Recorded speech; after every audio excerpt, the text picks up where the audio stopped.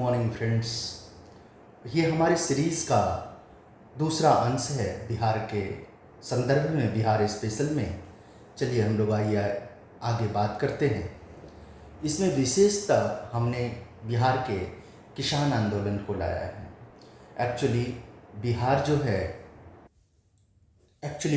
है सभ्यता की संस्कृति से ही मैं आपको बता दूं कि भारतीय सभ्यता एवं संस्कृति का ना कि सिर्फ दिमाग, that means Bihar has feeded the brain and body both.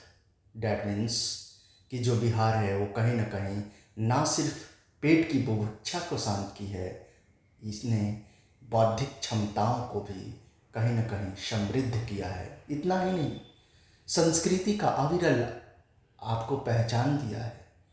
इसी वजह से मुझे ऐसा लगता है कि ये जिम्मेदारी आज के बिहार के युवाओं पे है कि आप इस चीज़ को समझिए और जानिए कि किस तरीके से आप इसका उत्थान कर सकते हैं। अब हम लोग देखते हैं कि इसमें क्या चर्चा किया गया है। तो इसमें सबसे विशेष हम लोग स्टार्ट करेंगे as per the timeline. We will see कि किस तरीके से बिहार में जो किसान आंदोलन रहा वो चला। तो पहला देखते हैं, हम लोग इसे क्रम से देखेंगे। 1919 ईस्वी में सबसे पहली बार जमालपुर, एक एरिया है मुंगेर में, जहाँ पर मजदूर हड़ताल हुआ था, याद रखिएगा, जमालपुर में। उसके बाद 1919 में ही आपको स्वामी श्रद्धानंद, काफ़ी फेमस थे स्वामी श्रद्धानंद रॉलेट एक्ट के विरुद्ध लगान न देने का सुझाव दिए थे और जामा मस्जिद से हिंदू मुस्लिम एकता पर इन्होंने भाषण दिया था। तो इस चीज़ को याद रखिएगा। कौन थे ये? तो ये आपके स्वामी श्रद्धानंद थे। हम लोग आगे मूव करते हैं। तो आइए हम लोग फिर से पुनः इसको देखते हैं। 1919 ईस्वी में आपको जो है जमालपुर में, मुंगेर में मजदूर आंदोलन होता है। कब आप होता है? जमालपुर में, मुंगेर में मजदूर हड़ताल। 1919 में अगेन स्वामी श्रद्धानंद सरस्वती जो हैं वो कहाँ पर? तो रॉलेट एक्ट के विरुद्ध लगान न देने का सुझाव दिए और जामा मस्जिद से हिंदू और मुस्लिम दोनों की एकता के ऊपर भाषण दिए थे, जो कि बहुत फेमस हुआ था।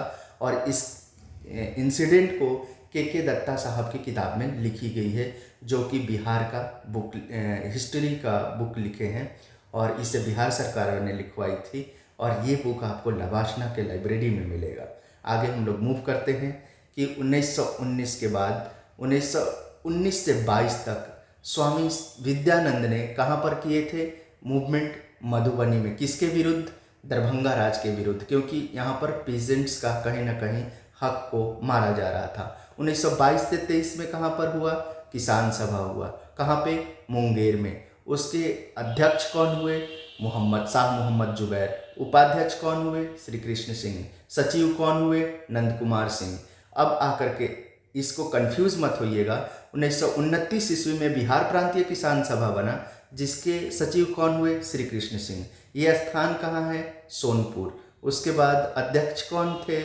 तो स्वामी सहजानंद सरस्वती।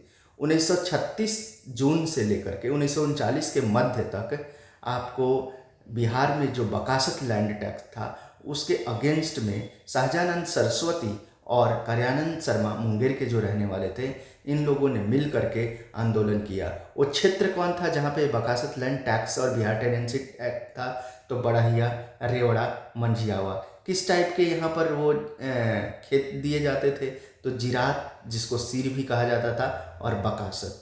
आगे हम लोग मूव करते हैं कि 1929 ईस्वी में, याद रखिएगा, बिहार प्रांतीय किसान सभा था जो सोनपुर में श्री कृष्ण सिन्हा द्वारा, और अध्यक्ष कौन हुए? स्वामी सहजानंद सरस्वती। 1936 ईस्वी में अगेन अखिल भारतीय किसान महासभा बनता है पैन इंडिया लेवल पे। यहाँ के अध्यक्ष कौन होते हैं? स्वामी सहजानंद सरस्वती। सचिव कौन होते हैं? NG रंगा। तो ये 3 जगह पे आपको दिख रहा है कि लीडिंग पोजीशंस लिया जा रहा है। आप इसमें कंफ्यूज नहीं होइएगा। आगे हम इसमें कंफ्यूज नहीं होना है।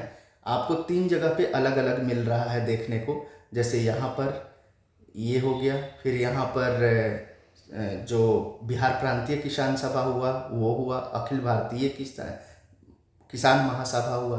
तो इसके सचिव कौन है? NG रंगा। तो ये याद रखिएगा। नेक्स्ट अंबारी आंदोलन कब होता है? 1939 ईस्वी में। असहयोग आंदोलन के समय जो है राहुल सांकृत्यायन काफ़ी एक्टिव रहते हैं और गांधी जी के साथ काम करते हैं, लेकिन इनका बाद में जो 1930 के बाद जो है ये गांधी से दूरियां बना लेते हैं। ये कहाँ पर चल रहा है? सारण एरिया में। कौन है राहुल सांकृत्यायन? तो फार्मर लीडर हैं और लेखक भी हैं। और उसके बाद 1919 में हमने देख लिया कि मजदूर हड़ताल यहाँ पर शुरू हुआ था। 1929 में याद रखिएगा कि सरदार वल्लभ भाई पटेल जो हैं वो बिहार में आए थे और स्वामी सहजानंद सरस्वती किसान सभा की सुनवाई की थी, किसानों की व्यथा सुनी थी।